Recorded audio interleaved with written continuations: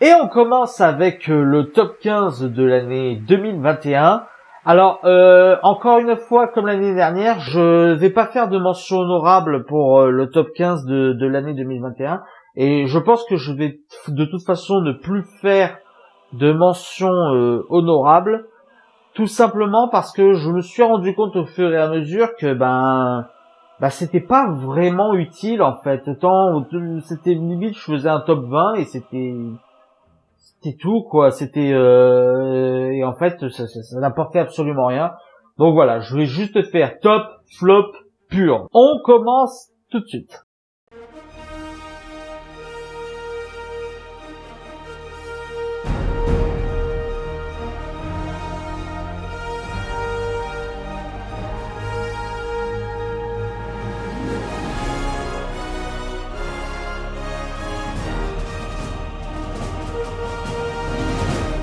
Numéro 15. Chaque histoire a un commencement. Découvrir les origines du mal. Resident Evil, bienvenue à Raccoon City. Un délire limite nanardesque, quoi qu'il y a de très bonnes idées de mise en scène. Ça restera toujours mieux que la série de Daube avec Mila Jovovich. Numéro 14. Bloodsport. Condamné pour avoir envoyé Superman en réa avec une balle en kryptonite. Pas question d'entrer dans votre Suicide Squad. L'avenir. The Suicide Squad. Un délire de James Gunn. Alors, bien gore, même si je n'aime pas trop le gore, mais j'ai bien adhéré au délire. Sauf que contrairement à Resident Evil, c'est beaucoup mieux réalisé. Numéro 13. Bonjour Madame Vernet, je dois vous informer qu'un repreneur s'est positionné. C'est hors de question, je ne vendrai jamais. Si on ne redresse pas, je ferme. Vous allez rebondir, Madame Vernet. Il y a sans doute des solutions. La fine fleur. Un film calme, un film reposant, pas forcément très poussé au niveau du scénario, au niveau de la réalisation, quoiqu'avec une très bonne colorimétrie, les fleurs sont bien mis en avant. Donc ouais, non, franchement, un bon spectacle reposant. Numéro 12.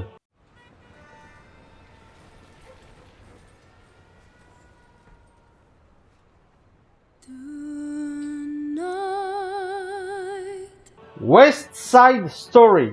Steven Spielberg. Ça pouvait être que bien. Non, c'est pas du grand Spielberg, mais ça reste très bien au niveau de la mise en scène. Le scénario est un petit peu, a de grosses facilités scénaristiques. C'est le gros défaut de Steven Spielberg dans tous ses films, et comme on l'a abordé dans la rétrospective. Mais au niveau de la réalisation, c'est impeccable. Le jeu avec les couleurs, l'esthétique des décors, tout ça, c'était vraiment très bien rendu. Et franchement, pour un remake, moi, je trouve qu'il a vraiment fait un excellent travail. Numéro 11.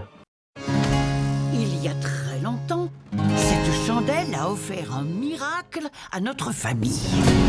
Sa magie a donné vie à notre maison. Encanto. Un bon Disney. Un très bon Disney avec, j'ai trouvé une bonne morale en quelque sorte, des personnages assez attachants, même si les chansons je les ai pas trouvées marquantes à part une qui parle de l'histoire de la grand-mère qui était émouvante, ça m'a tiré des larmes, mais voilà, un très bon Disney qui fait ce qu'on attend d'un Disney.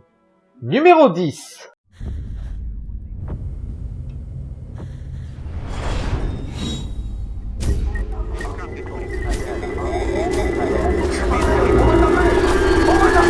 La boîte noire. J'ai bien aimé la boîte noire avec Pierre Ninet. Il y a quelques temps, je crois que c'était en 2019, je suis pas sûr. Il y avait un film qui s'appelait le Chant du loup, ou qui racontait l'histoire d'un marin qui devait écouter les sons.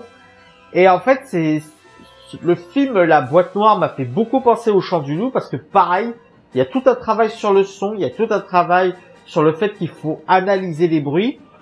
Mais là où j'ai trouvé le film encore plus intéressant, c'était que il est arrivé à créer une piste sérieuse pour au final totalement nous détourner, pour totalement nous dire que c'était pas ça le problème, la manière dont la résolution, la manière dont on résout l'enquête, dont l'enquête est construite, j'ai trouvé ça très intelligent, j'ai trouvé ça très surprenant, avec de très bons rebondissements scénaristiques.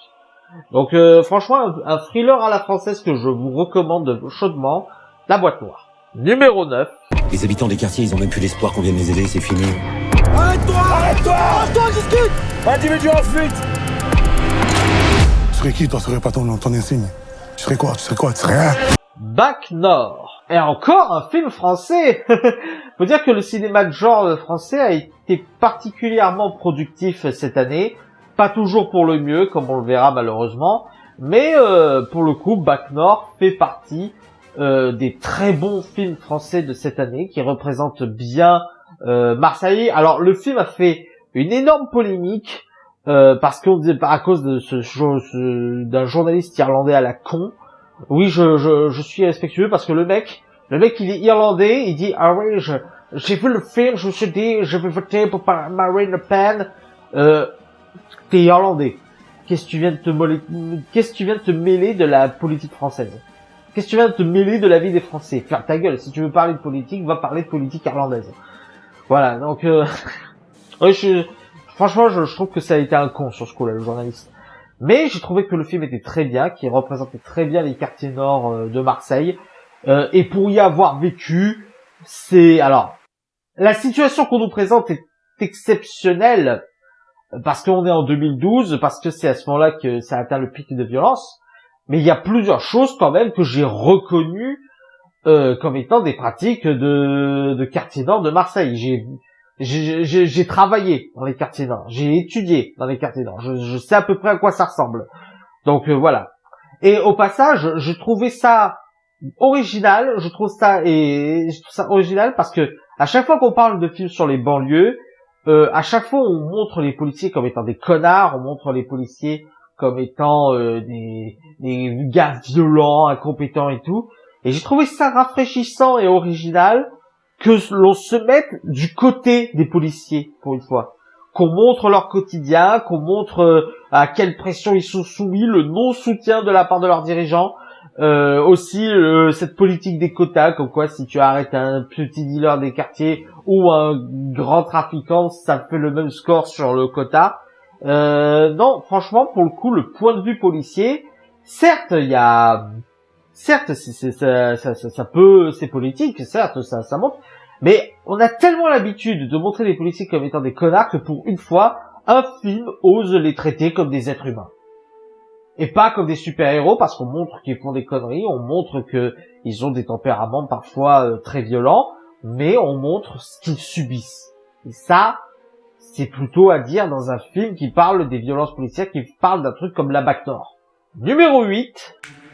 Je vais vous faire une confidence. Ce serait une erreur de se préoccuper des autres. Les autres ne sont que des obstacles. Se soucier de leurs états d'âme, c'est se pendre à une corde. Cruella, un film qui m'a très agréablement surpris parce que je m'attendais pas, je m'attendais pas vraiment à bien aimer Cruella. Il se trouve que il y a tout il se trouve que le film est extrêmement bien fait.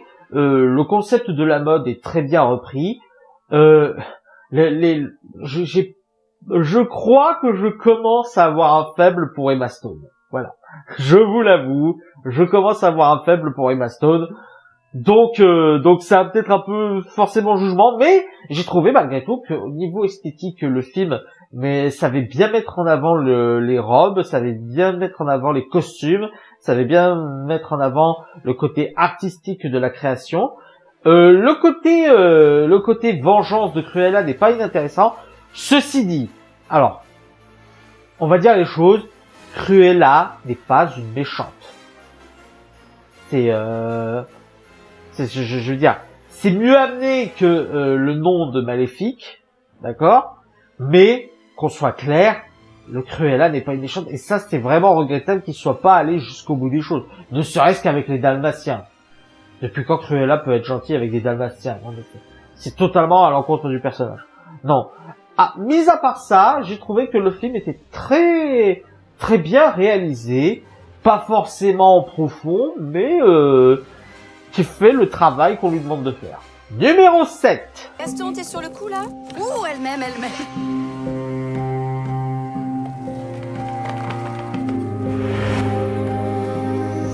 La Nuée. Encore un film de genre français, quand je vous dis que le cinéma français a été très productif cette année au niveau du cinéma de genre.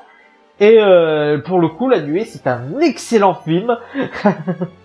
Alors, déjà, faut savoir un truc, le film tape là où ça me fait mal, parce que je suis phobique des insectes. Donc moi, tu me mets des criquets mangeurs qui boivent du sang, rien que l'aspect des criquets, je suis... Mais ceci dit, le film ne se contente pas seulement d'être un film d'horreur, c'est un film d'horreur très intelligent, qui est lent, qui prend le temps d'amener son concept, qui prend le temps de poser son contexte, mais c'est essentiel parce que, en plus d'être un film horrifique, La Nuée parle aussi de la situation des éleveurs, la situation de tous ceux qui bossent dans le domaine agricole, dans le domaine d'agriculture. Et j'ai trouvé ça très intéressant. C'était une manière assez métaphorique, assez bien amenée, très intelligente, de parler de la situation des fermiers, de la situation des paysans de France, quoi. Et faire ça en étant aussi un film d'horreur très convaincant. Alors, c'est pas un gore-fest, c'est pas, y a pas des tripes qui se désolent à gogo. Niveau de l'angoisse, bon, moi je suis un homophobe, mais je ne suis pas sûr que quelqu'un qui en a rien à foutre des insectes soit tellement angoissé par ce film. Malgré tout, je trouve que le travail sur le genre est très bien fait. Et j'ai trouvé le film très intéressant, à la fois très intelligent et très bien réalisé dans le côté horrifique. Numéro 6. Les enfants sont interdits sur la plage, c'est fou ça. On reste toujours ensemble. Rien ne peut nous séparer. Old. Alors, je suis pas spécialement un grand fan de Shyamalan, mais pour le coup, Old, c'était vraiment excellent. Je trouve qu'il a très bien utilisé son concept de plage vieillissante. Il a très bien traité le truc. C'est-à-dire, il s'est pas contenté juste de faire une plage qui vieillit les gens, mais il s'est amusé à exploiter tout le côté horrifique que pouvait donner cette plage. Et le film est glauque à plusieurs moments. Le film te fait frissonner. Il y a pas spécialement du gore, il y a pas spécialement de la tension extrêmement effrayante, mais le film atteint un niveau de glauque, mais c'est terrible. Oh, les enfants qui deviennent adultes avec la petite qui tombe enceinte, quoi, mais c'est horrible. Mais c'est horrible. Oh, le coup des os, il m'a fait frissonner, mais pour le coup, M. Night Shyamalan a fait un excellent travail. Le film est dérangeant. Le film est vraiment te saisit. Et c'est ce qu'on attendait d'un film comme ça. Le montage est un peu trop surcut. Ce qu'il y a de bien aussi, c'est que du coup, il y a des réactions de personnages, mais qui sont totalement justifiées, à part celui du médecin schizophrène que j'ai trouvé vraiment caricatural pour le coup. J'ai trouvé que la plupart des personnages, la réaction, c'était pas forcément des réactions intelligentes, mais c'était des réactions logiques. C'est parce que certains d'entre eux étaient des enfants, certains d'entre eux, et puis forcément, t'es sur une plage où tu vieillis à la vitesse de lumière. Donc, mais franchement, ça m'a bien saisi, quoi. Old, c'était vraiment le film c'était le film de l'été pour moi, le film qui m'a bien saisi, qui m'a bien fait frissonner d'horreur, quoi. Et franchement, très bien joué à M. Night Shyamalan. Un reproche sur le montage, des fois c'est un peu trop surcuté, j'ai trouvé. Mais sinon, à part ça, excellent Old, je vous le recommande. Numéro 5. Vous voyez, la situation est très simple. Je vis dans cet appartement depuis 30 ans maintenant. C'est moi. Et ma fille aimerait beaucoup qu'il soit à elle. Non, de quoi est-ce que tu parles, papa?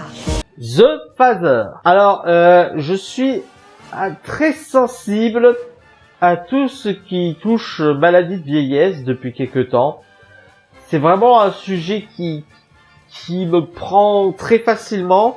Donc, je suis pas forcément objectif, Mais pour le coup, même en mettant ça de côté, je trouve que le film est très pertinent, très intelligent dans la manière dont il nous représente la maladie de Anthony Hopkins. En fait, le concept est tout con, mais le film nous perd, mais c'est intentionnel. C'est-à-dire que le film va se dérouler dans plusieurs temporalités différentes, ça va être un bordel au niveau du temps, au niveau des événements qui se passent, au niveau de comment c'est agencé tel dialogue, comment c'est agencé tels événements, est-ce que ça s'est vraiment passé, ou est-ce que c'est de l'imagination, est-ce que cette personne, c'est vraiment la personne qu'on nous montre, ou est-ce que c'est quelqu'un d'autre? Le film nous perd très facilement et c'est très efficace. C'est très intelligent parce que, justement, la maladie qu'on nous montre, c'est la maladie d'Alzheimer, c'est une maladie terrible, la maladie où tu perds la mémoire, où tu perds un peu la boule, entre guillemets, et c'est vraiment, le film arrive à nous mettre un petit peu dans la situation que, je savais pas que vit quelqu'un qui souffre d'Alzheimer, ce serait trop gros de dire ça, mais le film nous entraîne dans ce côté où on se perd, dans ce côté où on ne sait plus où on est, dans ce côté vraiment, mais qu'est-ce qui se passe, quoi? Mais ça s'est déjà déroulé, mais comment ça s'est passé? Et cette confusion apporte une immersion au film que j'ai trouvé extrêmement intéressante. Et les dernières minutes du film, je vais vous le dire, elles m'ont fait chialer. Voilà. Les dernières minutes où il y a vraiment le craquage, où vraiment le personnage se rend compte de son problème. Il y a vraiment le craquage et là c'était vraiment le moment où moi j'ai lâché les larmes. Mais franchement c'est un excellent film, The Father, très intelligent dans son traitement de Alzheimer, très pertinent. Je vous le recommande vraiment. Et avec des personnages attachants, vraiment très très bien. Numéro 4. Quand t'es parti pour Marseille, je t'ai emmené à l'aéroport. Je suis allé à la boutique et j'ai vu ce collier. Stillwater. Un film qui m'a très agréablement surpris. Parce que le film part sur un postulat extrêmement basique qui tient jusqu'à à peu près la moitié, les 2/3 du film, pour au final partir dans totalement autre chose. Mais quand je dis totalement autre chose, c'est-à-dire on change carrément de genre. C'est-à-dire on part sur un film on va dire d'enquête, de vengeance, pour finalement partir sur une film tranche de vie. Et j'ai trouvé que ce retournement de situation, ce retournement scénaristique était extrêmement intelligent, a amené quelque chose de très pertinent, surtout qu'en plus ça change notre perception de la fin. C'est-à-dire que la fin du film, si on enlève le dernier tiers, la fin du film aurait été la fin qu'on aurait attendu tous. Ça aurait été la fin qu'on aurait espéré dans ce genre de film, le père qui sauve sa fille, tout ça, et qui le ramène aux États-Unis. Sauf que le film a mis ce dernier tiers, il a mis ce tiers tranche de vie, il a mis ce côté, il avait une vie heureuse à Marseille, tout ça, et du coup, et ça l'amène de sorte que t'as pas forcément envie de voir la fin. T'as pas forcément envie de voir la fin à laquelle tu t'attendais. T'as envie qu'il reste sur Marseille, t'as envie qu'il reste vivre à Marseille, mais c'est très bien joué de la part du réalisateur. J'ai trouvé ça mais d'une intelligence extrême. Parvenir ainsi à partir d'un truc extrêmement basique, à partir d'un truc totalement con, à partir d'un truc totalement de base, pour ensuite nous amener à nous perdre dans un tout autre genre, pour ensuite nous faire dire ouais mais la fin que je m'attendais j'ai plus envie de la voir, avec en plus un retournement scénaristique très bien amené. Mais j'ai trouvé ça, mais c'était excellent et je vous recommande vraiment Stillwater. Alors par contre je vous le recommande, mais ne le regardez pas en VF, voilà, parce que le film se déroule beaucoup de temps à Marseille et en fait la transition VO-VF ne marche pas. faut le voir en VOST-FR. Vaut mieux le voir en VOST-FR. Mais pour le coup, c'est vraiment excellent, c'est vraiment inattendu. En plus ça joue, le film fait exprès de nous mettre, de nous faire ressentir qu'on n'avait pas envie de voir cette fin. Le film se termine, mais c'est une fin pessimiste, c'est une fin très amère en fait. Très amère, c'est très alors que pourtant dans les codes de base, dans les codes narratifs de base, ça aurait été une bonne fin. C'est en ça que le film pour moi est extrêmement intelligent, c'est en ça que le film pour moi est extrêmement efficace, pertinent, c'est qu'il part sur quelque chose, c'est qu'il part d'un postulat et arrive à totalement le retourner, et c'est très intelligent. Numéro 3.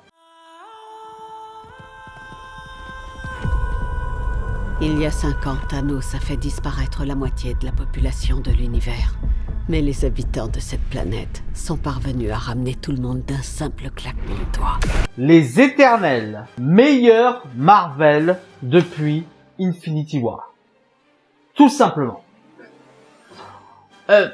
Comment dire ? Ce film a réussi tellement de choses qui n'étaient tellement pas évidentes que c'est extraordinaire.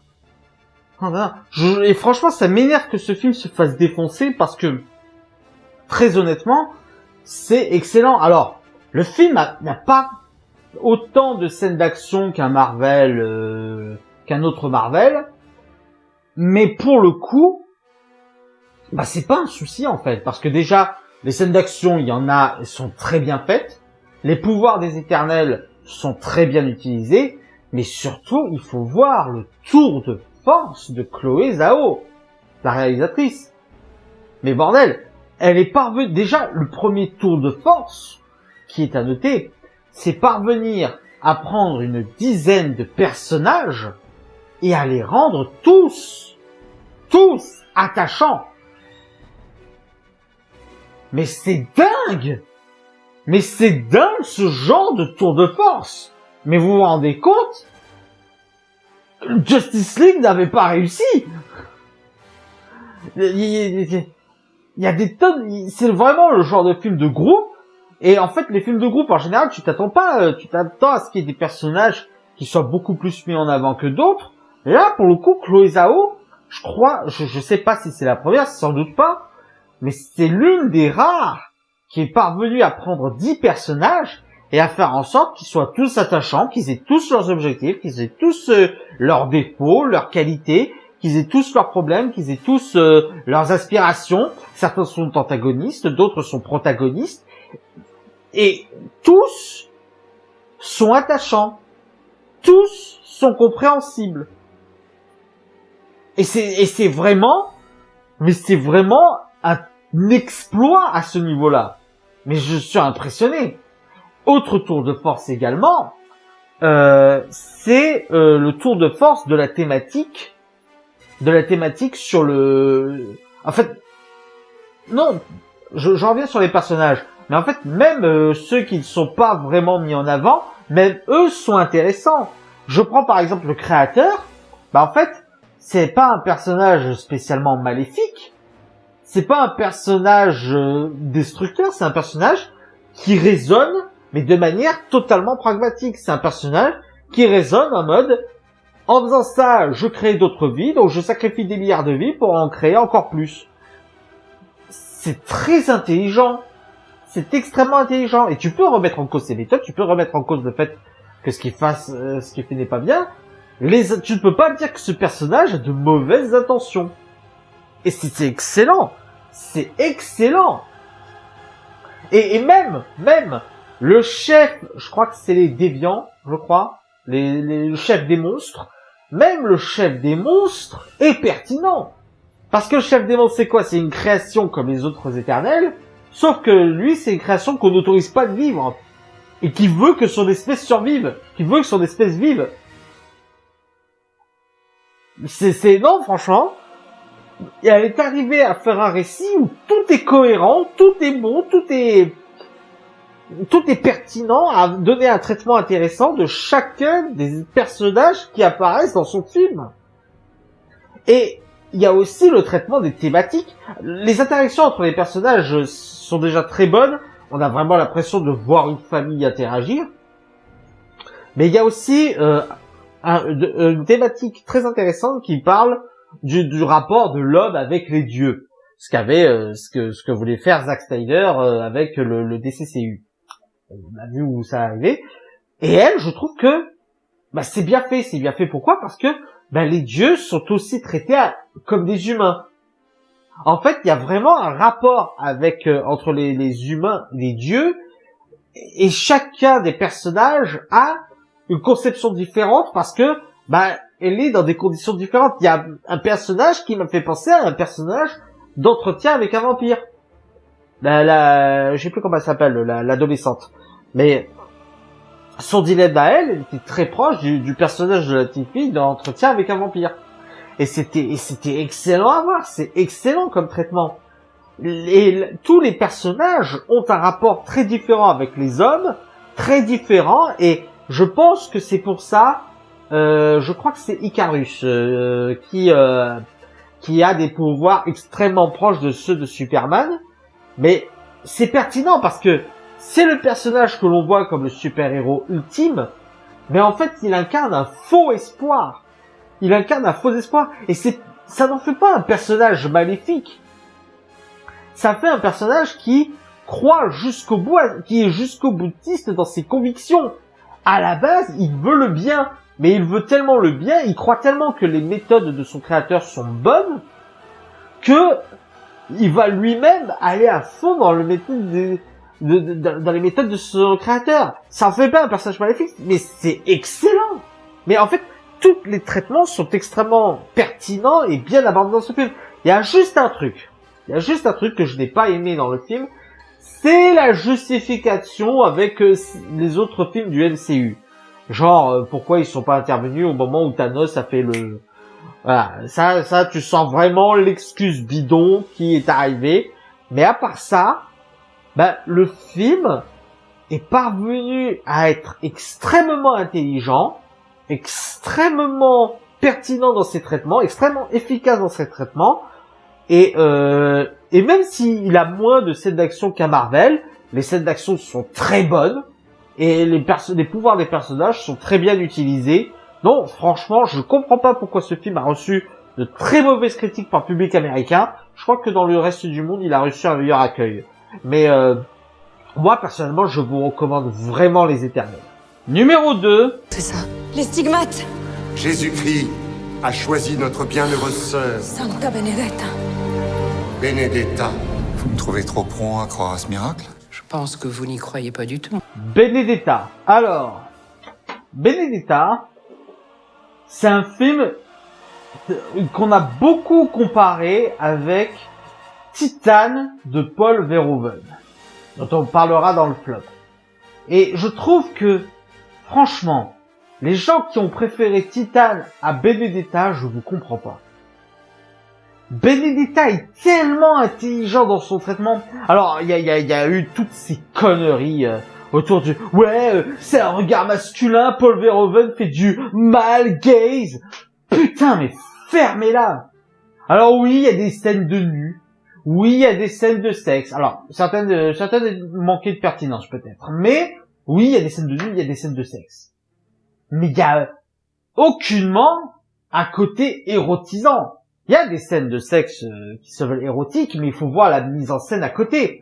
Déjà, parlons des scènes de nu. Est-ce que les scènes de nu sont là uniquement pour érotiser les personnages féminins? Absolument pas. Il y a un personnage qui est féminin qui est totalement dénudé, mais c'est totalement pour montrer sa souffrance corporelle, parce que son corps est rongé de maladies, son corps est meurtri, son corps a moult cicatrices et moult blessures.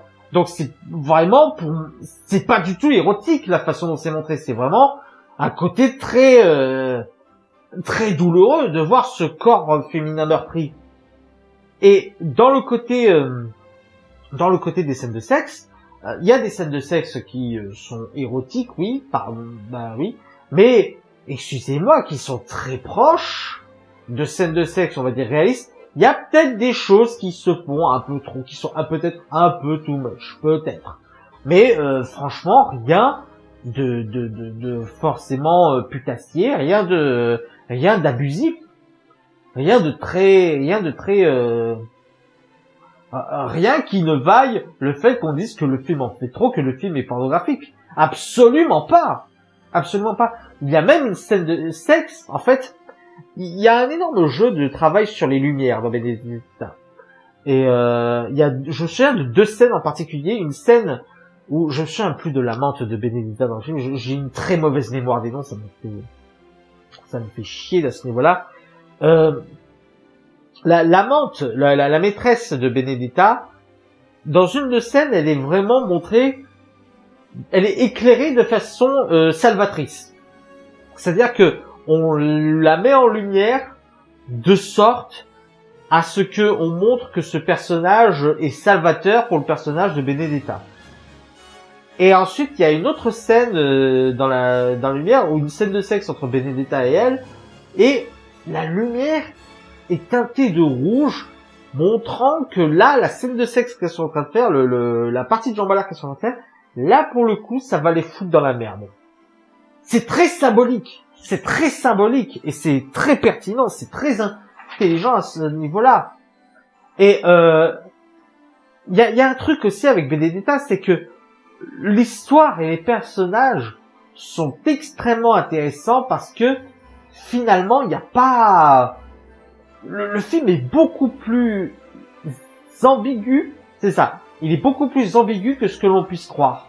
C'est un petit peu, si vous voulez, ça m'a fait beaucoup penser à Game of Thrones dans Benedetta. Parce que les personnages, tantôt sont gentils, tantôt sont méchants, mais c'est jamais forcé en fait.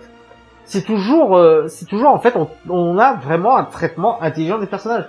Benedetta, on ne sait pas si c'est une folle, on ne sait pas si ce qu'elle vit réellement, qu'il y a vraiment des éléments fantastiques, et on ne sait pas si elle est manipulatrice. Parce qu'on a plein de moments qui sont comme ça pour les trois. Pour ces 3 aspects de sa personnalité, on a plein de moments comme ça. Et c'est extrêmement intelligent. En fait, le film a l'intelligence de ne pas trop nous en dire. Il y a des moments où on nous montre où est le subterfuge. Mais il y a des moments où on ne nous dit rien. Où tu dois vivre avec cette interrogation de comment elle a fait ça. Par exemple, je parle de sa résurrection. Il y a une scène où Benedetta est montrée morte, puis elle ressuscite, mais on ne donne pas d'explication. On dit pas, oui, il y a un truc qui peut simuler la mort. On sait, nous, dans la vraie vie, qu'il y a des trucs qui peuvent simuler la mort. Mais, on ne dit pas si elle l'a utilisé. On dit rien de tout ça. Et on doit vivre avec ça. On doit vivre avec ce truc. Et c'est extrêmement intelligent. C'est extrêmement pertinent. Pour nous semer le doute. Pour nous semer la confusion. Pour savoir si elle vit vraiment des trucs fantastiques, ou si vraiment elle est folle alliée, ou si elle est manipulatrice. C'est waouh. Il y a tout un travail sur les décors, sur la mise en scène, sur le contexte historique qui est très bien fait, qui est très intéressant. Les costumes sont géniaux. Les décors sont extrêmement bien reproduits de l'époque, et non, franchement, c'était le jeu était extrêmement. Les acteurs sont époustouflants. Il y a évidemment Virginie Efira qui est une excellente actrice. Ça, elle l'a prouvé depuis maintenant des lustres. Et c'est vraiment à chaque fois que je la vois au cinéma, elle est époustouflante cette femme. Charlotte Rampling, elle crève l'écran elle aussi. Mais c'est vraiment, il y a pas un acteur dans ce film qui n'a pas une prestation, qui ne convainc pas, qui n'a pas une prestation excellente dans ce film. Mais c'est génial. Le seul mini reproche que j'ai à faire à ce film, c'est que quelquefois, il y a des scènes qui n'ont pas vraiment de pertinence. Je pense à la scène des latrines. Je vois pas l'utilité de la faire comme ça. Voilà.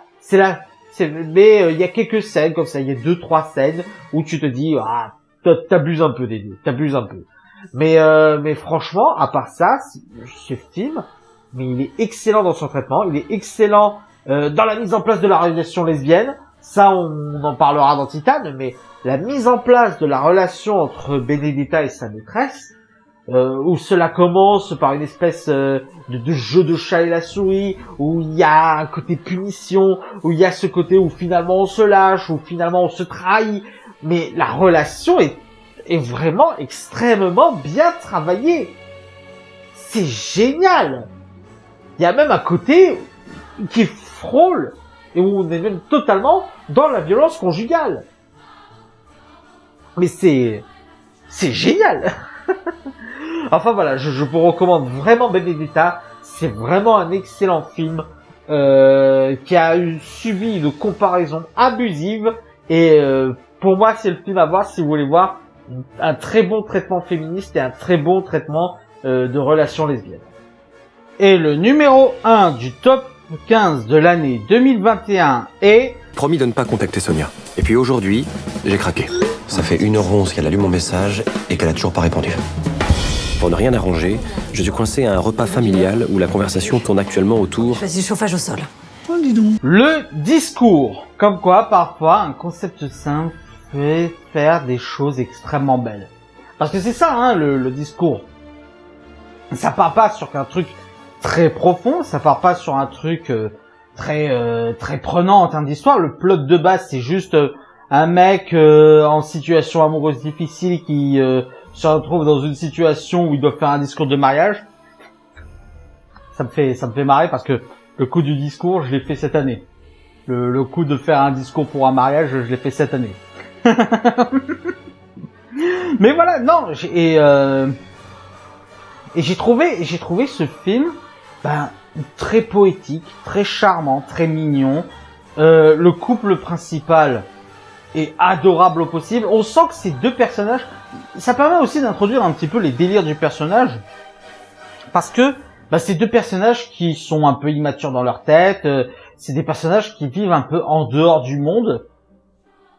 Et c'est très pertinent, c'est très intelligent d'avoir fait un couple comme ça.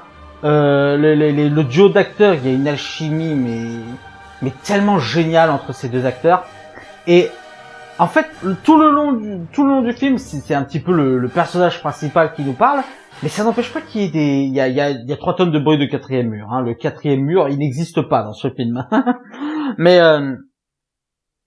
vraiment, le film ne justifie pas son concept simple par... en fait, le film ne se sert pas du fait que son concept est simple pour ne rien faire. Le film est extrêmement beau, il a beaucoup d'idées de mise en scène, beaucoup de gags visuels qui marchent vraiment bien. C'est ça aussi le truc. Le film, pour moi, c'est un exemple de ce que doit faire un film qui veut mettre en scène des gags visuels. C'est... toutes les scènes toutes les scènes comiques sont extrêmement à la fois rigolotes et mignonnes. C'est à la fois, ça lie les deux, c'est drôle et attachant, c'est drôle et mignon. Et il y a des moments où le personnage principal c'est un enfoiré et d'autres moments où il se dit c'est un mec normal quoi, c'est ça aussi. Il n'y a pas spécialement de héros, il n'y a pas spécialement de personnages mis en avant comme sublimes, mais à chaque fois c'est des personnages humains, c'est des personnages où on a un petit peu les mêmes un petit peu pensées quelquefois envers ses proches, envers sa famille.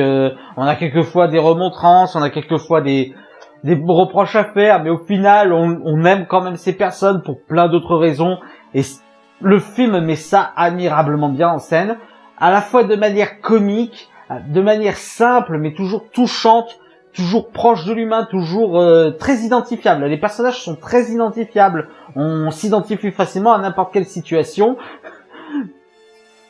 Le film a une écriture simple mais efficace, très brillante, très bonne dans la mise en scène, très bonne dans le gag visuel, très bonne dans les discours poétiques, dans l'hésitation. On se dit alors est-ce qu'elle a vu mon truc, elle va pas tarder à me répondre, alors je laisse jusqu'à un temps.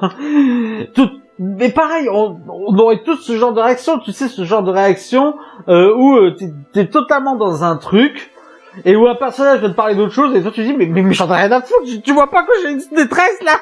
C'est C'est excellent, c'est excellent. Le discours, j'ai vraiment adoré. C'était vraiment... Le film n'offre pas un gros spectacle, c'est pas du film où vous allez voir du spectacle visuel, mais au niveau de l'humour, le mélange humour-poésie est vraiment extrêmement bien travaillé dans ce film, et je vous le recommande vraiment. Voilà, on vient de terminer le top 15 de l'année 2021, et on va conclure maintenant la série de vidéos bilan avec le flop 15 de l'année 2021.